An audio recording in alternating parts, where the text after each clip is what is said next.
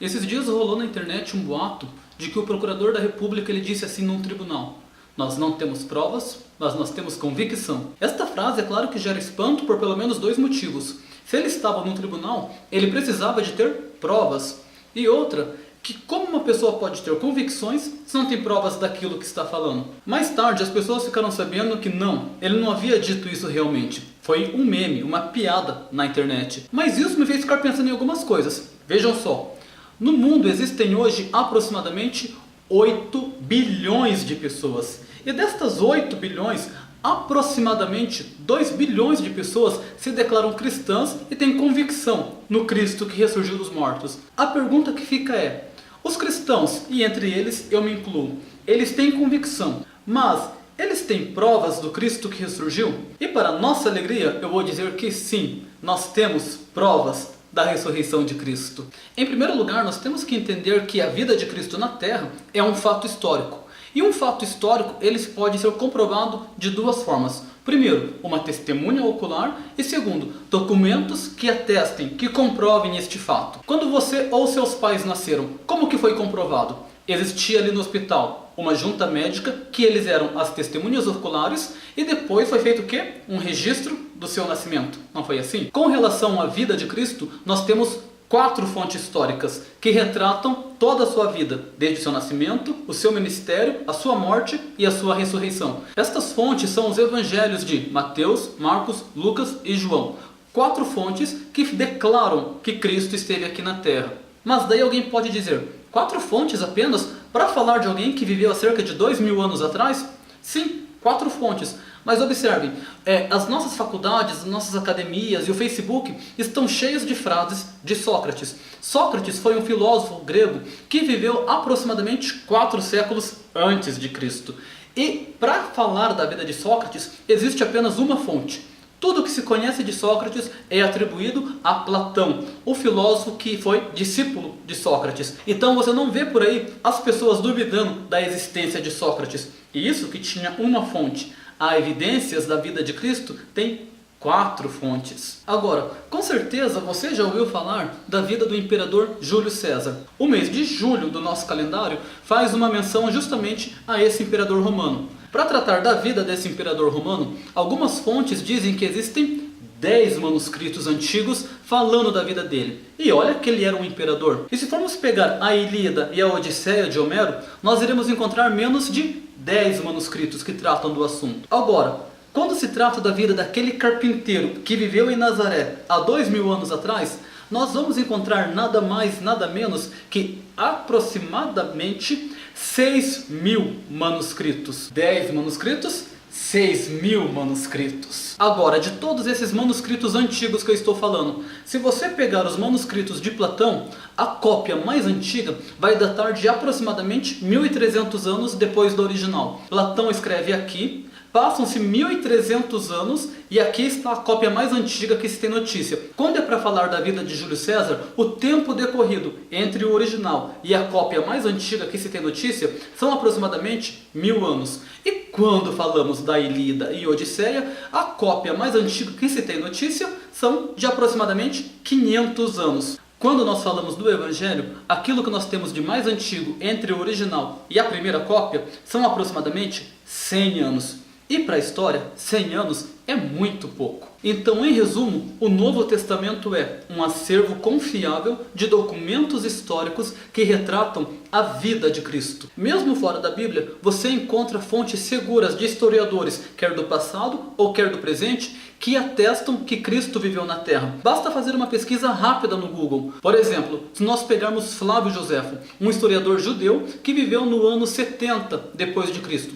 Por ser judeu e não cristão, ele não tinha vínculo algum com o cristianismo, mas ele não deixa de fazer uma menção de Jesus Cristo nos seus escritos. E este acervo confiável foi escrito na sua maioria por pessoas que eram testemunhas oculares. O apóstolo Pedro, na segunda carta que escreve, ele diz da seguinte forma: olha, nós não estamos falando para vocês sobre a vida de Cristo baseado em alguma fábula que nós temos ouvido por aí, mas nós falamos para vocês aquilo que nós vimos.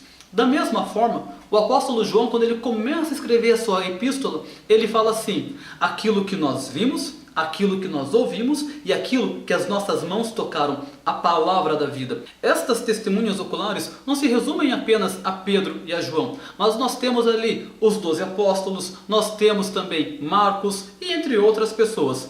Então, em um tribunal, se fosse para ser dito, existem provas da vinda de Cristo, da vida de Cristo na terra, então nós poderíamos dizer que sim, nós temos convicção e nós temos provas. A grande questão é que esses caras que foram testemunhas oculares e estes escritos que são documentos históricos confiáveis, eles não tratam apenas da vida de Cristo, mas eles tratam também da ressurreição de Cristo. É claro que nem todo mundo acredita nisso, e é justamente por não acreditarem que volta e meia aparecem aquelas teorias para colocarem em descrédito a ressurreição do Messias. Uma delas diz assim: eu não acredito porque a Bíblia foi escrita por homens.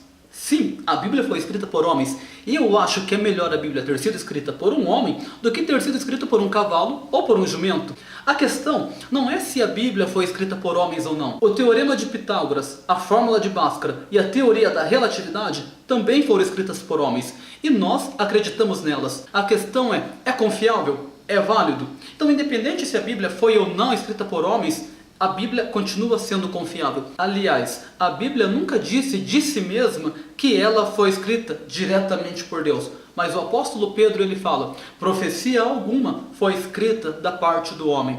Mas homens santos de Deus falaram inspirados pelo Espírito de Deus. Outras pessoas dizem: não, Jesus não ressuscitou. Algumas pessoas devem ter roubado o corpo dele. Não! Ninguém roubou o corpo do Messias. Veja só, a morte de Cristo acontece na festa da Páscoa. Nesta festa, milhares de judeus de todo o mundo se congregavam em Jerusalém para participar das festas sagradas que foram instituídas desde o tempo do Antigo Testamento. Jerusalém ficava na Judéia, e a Judéia era conhecida por ser um território de forte oposição ao Império Romano. E por conta disso, sempre tinha muitos soldados lá. É por isso até que Pilatos estava em Jerusalém, por conta das revoltas que volta e meia aconteciam na Judéia. Quando Pilatos manda que guardas armados estejam guardando o sepulcro, já era uma precaução para que ninguém viesse roubar o corpo do Messias. Então, se ele sumiu, não foi porque alguns simples pescadores tentaram roubar o corpo de Cristo.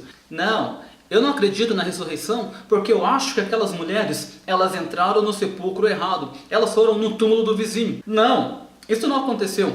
Se este fosse o caso, Pilatos então, juntamente com o Sinédrio, eles iriam até o túmulo verdadeiro onde estava Jesus, pegariam o corpo dele e sairiam desfilando com Jesus em plena festa da Páscoa. Jesus era visto como uma ameaça para Pilatos, tanto que Pilatos não queria crucificá-lo. Ele só o crucificou porque alguém no meio da multidão disse: se você não entregá-lo para ser crucificado, você é inimigo de César, porque qualquer pessoa que se fizer rei é inimigo de César. Então Pilatos não poderia deixar essa história circulando por aí. Se ele tivesse posse do corpo de Cristo, ele iria colocar o corpo de Cristo em cima de qualquer lugar bem visível e apontaria: olha, está aqui, está morto. Tudo bem, eu acredito no Jesus histórico, mas dizer que ele fez milagres e que ele ressuscitou, nisso eu não acredito. Eu acho que teve aí uma teoria da conspiração. Não houve teoria da conspiração. Veja só, para haver uma conspiração, quanto menos pessoas estiverem envolvidas no núcleo da conspiração, melhor. O apóstolo Paulo, em uma das suas cartas, diz: Cristo, depois que ressurgiu, apareceu a Pedro, apareceu aos outros apóstolos, apareceu a mim e apareceu a mais de 512 irmãos.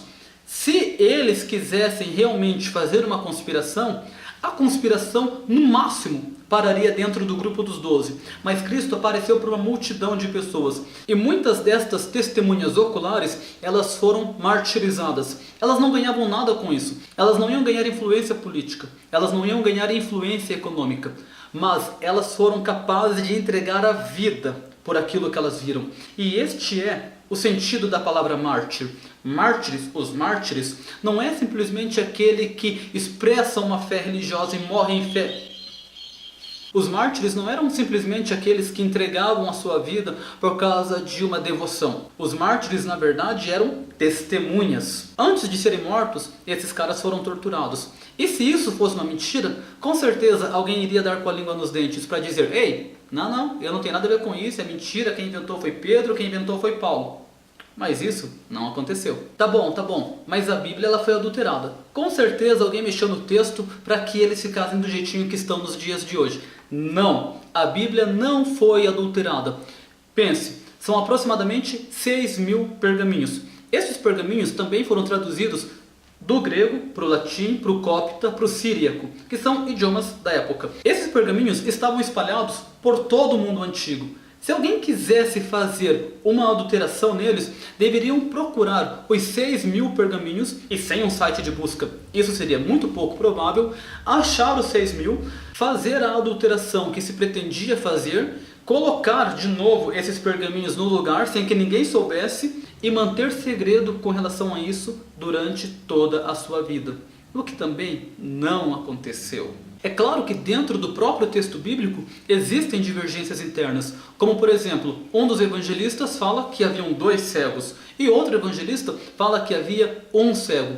Mas essas divergências não são suficientes para acabar com a credibilidade. Afinal de contas, são 4 evangelhos e cada um desses evangelhos está sendo contado por uma ótica. E estranho talvez seria se todos os 4 falassem exatamente a mesma coisa. Tá, mas só acredito na Bíblia, só acredito em Jesus se você me provar isso cientificamente. Não! Para comprovar um fato histórico, não se usa um método científico. Para se comprovar uma hipótese científica, você precisa do método científico. E o método científico vai falar, entre outras coisas, que o teu objeto ele tem que ser mensurável, replicável e observável. Se você quiser colocar água para ferver, você tem que observar o que está acontecendo com a água, perceber e conseguir medir, por isso mensurável, o que acontece com ela quando ela chega no ponto de ebulição, que é os 100 graus Celsius, e você deve conseguir reproduzir isso, quer no presente, quer no futuro. Então, por isso, um fato histórico não é analisado pelo método científico. Estas provas são tão fortes que até hoje, 2016 anos, nenhuma pessoa conseguiu colocar por terra os argumentos que a Bíblia traz com relação à vida de Cristo.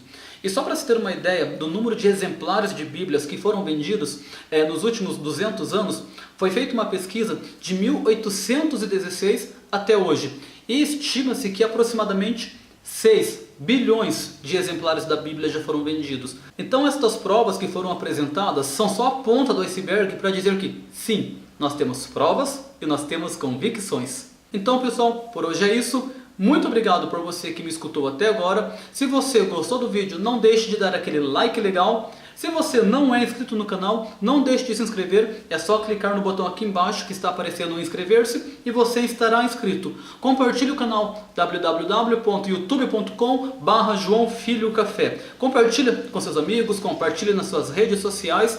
E se você quiser fazer algum comentário, o espaço aqui embaixo está aberto para isso. Pode comentar e vai ser um prazer estar lendo ele depois, ok? Muito obrigado mais uma vez e até a próxima!